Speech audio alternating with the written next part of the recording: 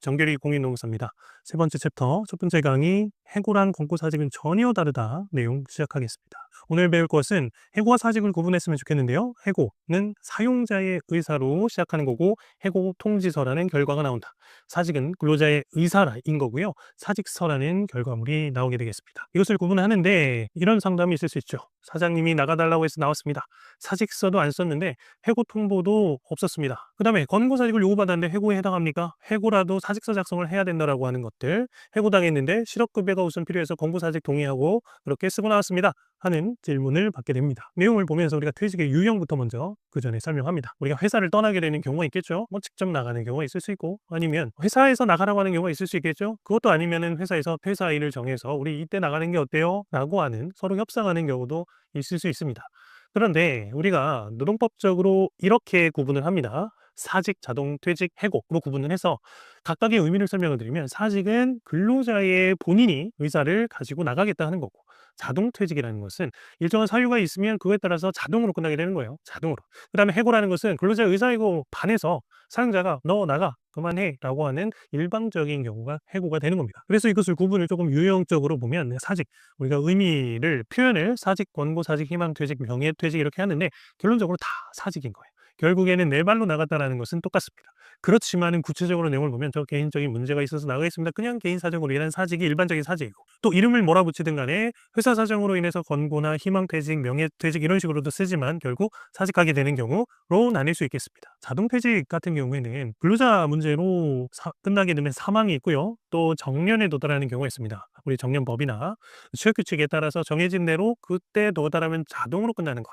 또는 계약직 같은 경우에는 12월 31일까지 계약을 했습니다라고 해서 31일에 자동으로 종료되는 경우, 이게 자동퇴직입니다. 사직도 해고도 아니라는 거죠. 그 다음에 해고인데, 해고는 통상해고, 징계해고, 정리해고라고 해서 해고도 종류가 있어요. 예를 들어 근로자가 근로계약이 계속하기 좀 어려운 상태 있을 수 있잖아요. 어떤 규칙을 만들었다기보다 건강의 문제, 능력의 문제, 혹은 회사가 계속할 수 없을, 완전 파산해서 회사가 존속할 수 없을 상태, 이런 거를 우리가 통상해고를 하게 된다라고 보고, 징계해고는 회사 문제가 아니에요. 근로자가 문제가 있어서 그 규칙이 있어서 너 책임져 하고 징계를 하고, 징계의 결과 중징계에 해당하는 해고가 되는 것이 징계해고. 또 정리해고는 회사가 경영상으로 많이 어렵기 때문에 인력을 좀 줄이고 그래야 회사가 존속할 수 있다라고 하는 경우에 정리해고를 하게 됩니다. 그것이 정리해고고, 경영상 해고라고도 표현합니다. 이렇게 나뉩니다. 우리가 알아야 될 거는 해고와 사직을 정확하게 구분을 해줘야 되는 거예요. 사직은 언제까지나 내가, 해고는 언제까지나 회사가 하는 거라는 것이고, 하나하나 보면 퇴직금 같은 경우에는 모두 발생을 하죠. 왜냐? 근로관계 종료된 건 똑같으니까. 어떤 누가 종료하겠다는 의사를 가지고 있느냐에 상관없이 퇴직금은 발생하고요. 실업급여는 발생할 수도 있고 안 할 수도 있습니다. 근본적으로 실업급여는 비자발적인 사유일 경우에 그 사유, 수급 사유가 되는데, 사직은 제가 뭐랬어요? 근로자 본인의 의사라 그랬잖아요. 그래서 보통은 안 되는데, 권고사직처럼 자발적인 사유이긴 하지만 예외적으로 되는 경우가 있을 수도 있고요. 해고 같은 경우에도 원칙으로는 됩니다. 왜냐하면 비자발적으로 나온 게 해고니까. 그렇지만은 너무 잘못을 해서 중대한 규칙이 있어서 나오는 경우에는 해당하지 않을 수도 있다는 변수가 있습니다. 그 다음으로 위로금, 합의금, 많이들 모르시는데 이런 것은 법적으로 있지 않아요. 법적으로 권고사직할 때 얼마 줘야 되나요? 몇 개월치 요구할 수 있는 거 아닌가요? 법적인 기준이 없습니다. 해고도 그렇고요. 그 다음에 사직서 작성, 우리가 사직하면 사직서 작성해야 되나요? 필수적인 것은 아니에요. 근로자에게 사직서 작성이 의무화된 것은 아니기 때문에 필수가 아니고요. 해고도 마찬가지겠죠. 그 다음에 알아야 될 것은 우리가 해고에 들어가는 여러 가지 필요한 것들이 있습니다. 해고, 예고, 해고 수당, 해고 서면 통지, 부당해고 구제 신청 같은 것들은 해고이기 때문에 사용자에게 의무로 된 것들이, 이런 것들을 모두 지켜야 되는 거죠. 다만 사직이라고 한다면은 해고가 아니잖아요. 해고, 예고, 서면 통지, 부당해고 구제 신청 되나요? 물어볼 필요가 없죠. 안 된다는 거예요. 이것은 해당하지 않는다. 구분해야 되겠죠. 그래서 공무사직에 대해서 질문 좀 주시는 게, 공무사직 제안했어요. 이거 받아들이면 2개월치 지급을 하겠다고 하는데 제가 더 요구할 수 있는 근거가 되나요? 라고 하지만 말씀드렸죠. 권고사직이라는 것은 합의하는 거예요. 합의해서 결국 내가 나가겠다라고 하는 결론을 내는 것 뿐이지, 당사자가 어떤 기준을 갖고 얘기할 수는 없습니다. 그렇기 때문에 법적 기준 없이 선택을 해서 만드는 결과다. 극단적으로는 엄청 많은 위로금이 낼 수도 있고, 거의 없는, 아예 없는 위로금도 있을 수 있겠죠. 다음으로 권고사직으로 종료하게 되면 회사에 불이익이 발생하는가? 대부분이 없어요. "우리 권고사직 회사를 안 좋아해요."라고 하지만은 대개의 경우 불이익은 없고요. 만약에 이런 경우는 있을 수 있어요. 지원금이 있는데 지원금 받는 회사가 그 조건에 인력을 줄이면 안 되는 조건이 있대요. 그런 경우는 불이익이 있을 수 있죠. 지원금을 이제 못 받으니까. 그런 경우가 있을 수 있고, 또 하나 실업급여, 구직급여를 목적으로 해서 거짓 신고를 한다.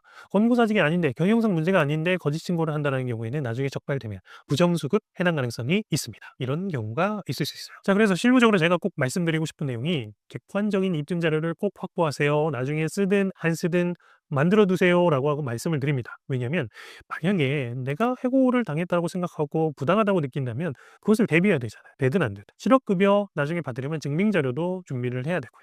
우리가 개인사정사직, 권고사직 모두 근로자의 의지로 나가는 사직이라고 똑같다고 말씀드렸잖아요. 근데 권고사직은 뭐예요? 실업급여가 가능한 개인의 사직이란 말이에요. 그래서 개인사적으로는 그냥 나가는 거는 그냥 "이런 이유로 나갑니다."라고 쓰고 나가면 되지만, 권고사직은 그 사유를 잘 기재를 해야 돼요. "내가 원해서 나간다."라고 쓰면 안 되고 "경영상 이유, 회사 사정, 회사의 권고가 있어서 제가 사직서를 씁니다." 라는 사유가 기재되어야 권고사직으로서 나중에 실업급여 수급이 가능하겠죠. 또 해고라고 한다면, 해고가 회사 입장에서 "너 이런 실수를 해서 해고하는 거야."라는 정당성은, 해고가 회사에 책임이 있는데 근로자 입장에서 챙겨야 될 것은 뭐냐면 "아, 저 해고당했습니다."라고 하는 주장은 근로자가 해야 됩니다. 그래서 그 몫이 있기 때문에 녹취, 메시지, 메일 등 어떤 자료든 상관없습니다. 내가 해고당했다는 것을 입증할 수 있어야 돼요.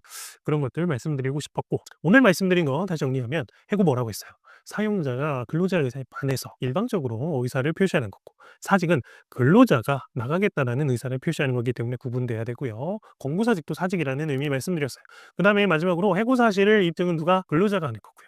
해고가 정당화되는 것은 그다음에 사용자가 하는 거죠. 근로자 입장에서는 객관적인 자료를 꼭 확보할 필요가 있습니다. 자, 그래서 오늘 강의 여기까지 마치도록 하겠습니다.